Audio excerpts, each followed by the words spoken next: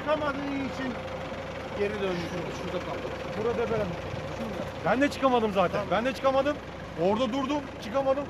Evet. Yanılgandan gittim ben de. Beni görmüşsünüzdür belki. Traktör sen gidin. Ha, ben gittim traktör. Yani Mihal Gazi Belediyesi yazısını net olarak gördüm. Ford minibüs.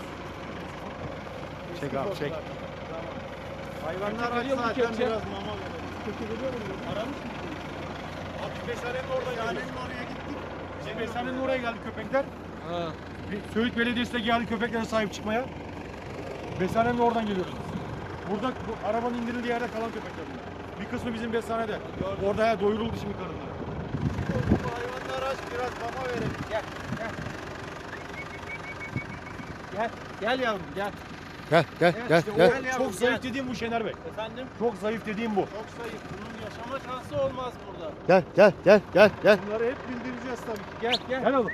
Al ya. Gel yavrum gel. Gel. Toplamda 15-20 kadar vardı diyorsun.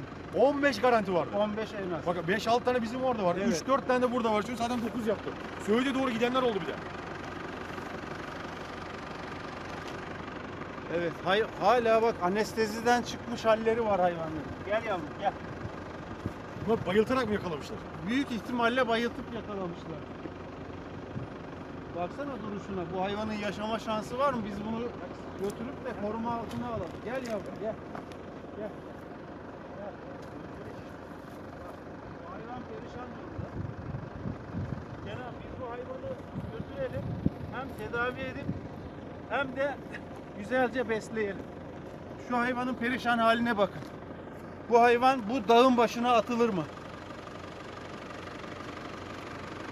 Söğüde atmak için getiriyorlardı. Araba kaydığı için burada bırakmak zorunda kaldı. Tamam, biz bu yavruyu götürelim. Öbürkülere de gelip bakacağız. Köpekleri salıp giden Mihal Gazi Belediyesi. Arkadaşlık. İşte başıboş kaderine terk edilen köpekler. Evet, herkes görsün. Ondan sonra saldılar beni geri. Kökte başı orada vuruyordu orada. Çivirden alayım. O Mihal Gazi Belediyesi yazıyordu değil mi kenarında? Burada çıkamadı. Ondan sonra burada bıraktı köpekleri. Burada gitti. bırakmadı. Nerede Hayır, bıraktı? şurada bıraktı.